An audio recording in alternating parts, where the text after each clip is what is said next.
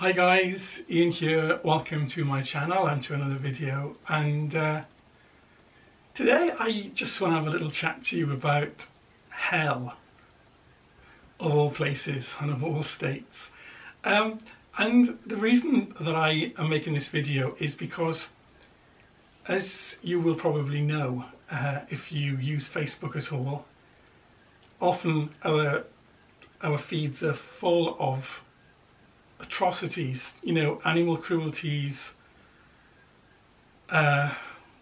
human rights abuses, dreadful things that, I think of as, well, high wickedness. And today I was talking to someone about this and about how difficult I find it when I see some of these things popping up on my timeline, because once I see an image, a graphic, horrible image, I find it difficult then to unsee it. It sort of stays with me for a long time, and I'm sure a lot of you can identify with this yourselves. And the conversation went along the lines of, and the other person saying, well, I think there's a special place in hell for people like that. And I understand the sentiment, because though I consider myself to be a peace-loving, gentle person, sometimes when I see these things, animal abuse seems to really trigger my rage and my desire to hurt those who hurt innocent, defenseless creatures. And I understood exactly what they meant when they said, and there's a special place in hell for people like that. And the conversation went on about hell. Now, I don't know what your beliefs are, and I certainly don't mean to offend anyone who holds strong religious beliefs, but for me, even when I was in the church in my most involved state, I never believed in hell. Never. I just could not reconcile that an intelligence as great as the intelligence that created the universe, that gave birth to everything, that gave birth to beauty and to compassion and to kindness and to love, could ever countenance the idea of eternal punishment. Because what you have to remember is that however awful we are in this life, and however dreadful the things that we do in this life, which are the things that are said to be sin,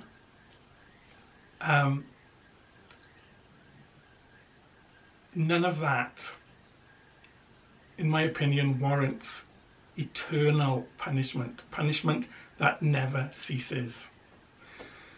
And then some will say, well, it's not those things that you are condemned to hell for. It is that you don't ask God for forgiveness, and that you don't acknowledge the sacrifice that Jesus Christ made, and that you don't avail yourself of that sacrifice.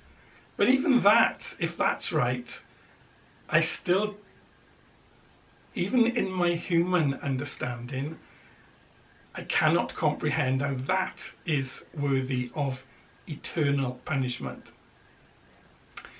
So then, what is hell? Does it exist? And what's it about? Now, interestingly, the word hell in the Bible is a word that's been translated from, I think, about 4 other words, and they are, let me think now, Sheol, Gehenna, Hades, and I think Tartarus. So those words, okay, the words that have been translated into hell, had meanings that are not the same as how we understand hell to be today. I think Sheol is somewhere. It's to do with the state of being dead, the place of the dead, bit like Hades, where there's no discrimination between the good dead or the bad dead. It's just the place of the dead. And I think Gehenna and or Tartarus, no, Gehenna is somewhere hidden, somewhere concealed, I believe. And Tartarus, I think, relates to a place in the Old Testament where atrocities were committed, where child sacrifice was rife, sacrifices to some gods, which involved, child sacrifices. So all of those places were either places that you didn't want to be, or places that you couldn't be in whilst you were alive. And all of those four words have been translated as hell in the New and Old Testament. And another interesting thing is that the word hell, it doesn't mean now what it originally meant in the English language at the time of translation.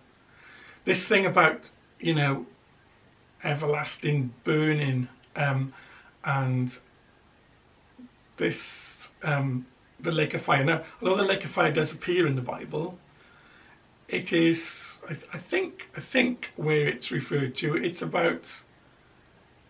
talking about angels in the lake of fire. I'm pretty sure, though I could be wrong there, and I'm happy for someone to correct me. But the whole point of my argument here is that hell never was what we think it is. And I certainly don't believe that the soul is cast into a burning pit where the soul is scorched forever and ever and ever without ceasing. Sorry, that just doesn't, I just can't believe that.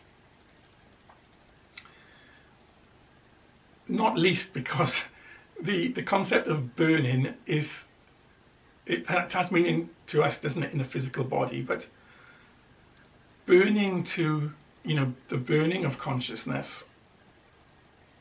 The burning of consciousness to me is to do with shame and regret, and mainly regret of things that you did and wish that you hadn't done. But let's come back to that. So then, what do I believe? Do I believe that someone who lives a life of appalling cruelty? Do I believe that the life of someone who kills, or whose life has been entirely dedicated to making the lives of other people as horrific as they can, do I believe that they get off scot-free? No, I don't believe that either. But what I do believe is that we, as divine sparks, okay, which if you've seen any of my other videos, you'll know my beliefs on this thing, right? That the consciousness of divinity is the unity. That we, as immortal, eternal beings, have something of that consciousness, that spark of life, and that we, through the experience of lives, not just one life, of existence repeated, begin to gain our own sense of individuality and what is right and wrong. And I know that this is, you know, it's very difficult, isn't it, to say absolute right and absolute wrong, because sometimes what is right in one circumstance is wrong in another. But what I mean is that we repeat the experience of life until we develop certain understandings and qualities, like kindness and compassion, I think, are universal qualities that can never be wrong, if you understand what I'm saying. And I think that the spirit of divinity as manifest in the outpouring of life-sustaining energy, because this universe that we're in is sustained on a second-by-second basis by something. And that's what I like to see as and consider as the love of God that passes all understanding. To me, that's what it is. It isn't a human love. It is a benevolent outpouring. It is, in terms of the Kabbalistic tree of life, it's Hesed. It's that giving forth of self. So, to go back, some rambling, I think that we live lives that we might experience that, someone once put it,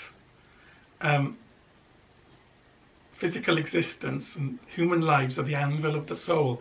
It is the crucible where we are heated and hammered and formed and shaped, or where our soul is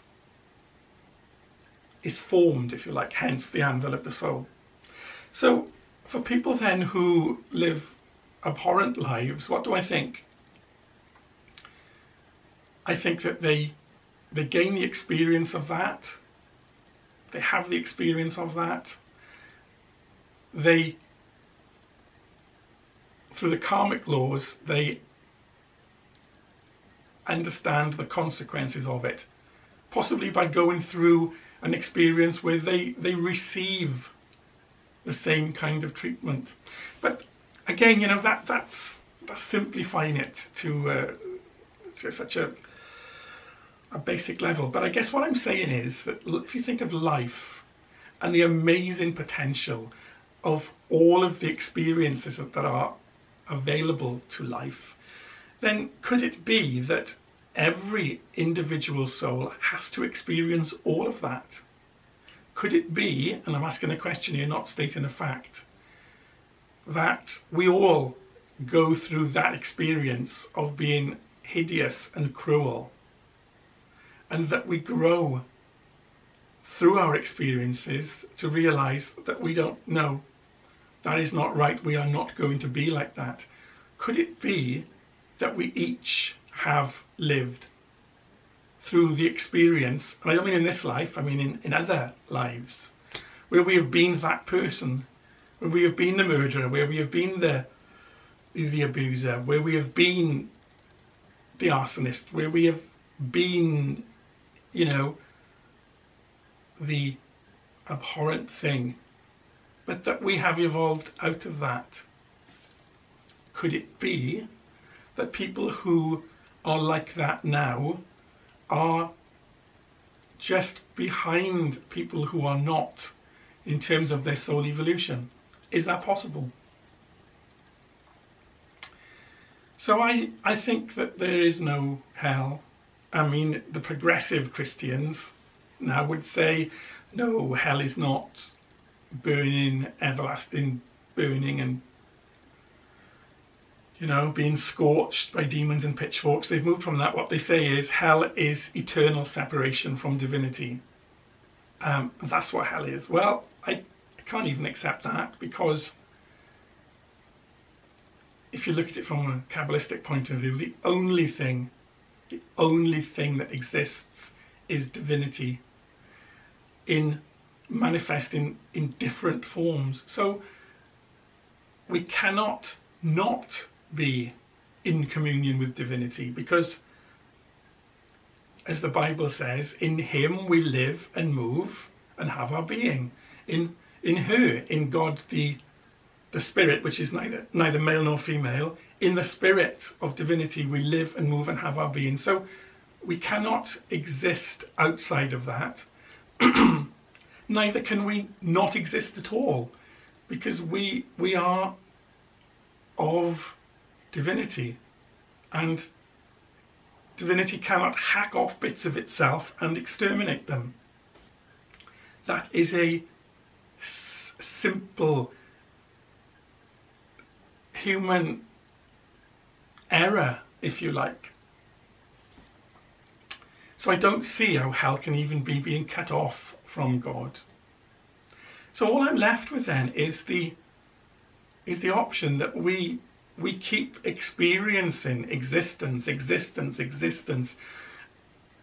We keep returning to the anvil of the soul until we become perfected, until we become that which we are meant to be, till we become the fulfillment of all of our potential. So yeah, that's just my thoughts, and you might think something completely different, and I'd be interested to hear your ideas. But for me, there is no hell. There is only the repeating of the experience until we learn all that we are meant to learn, and we become all that we are meant to become. Good to chat, guys. See you soon. Bye for now.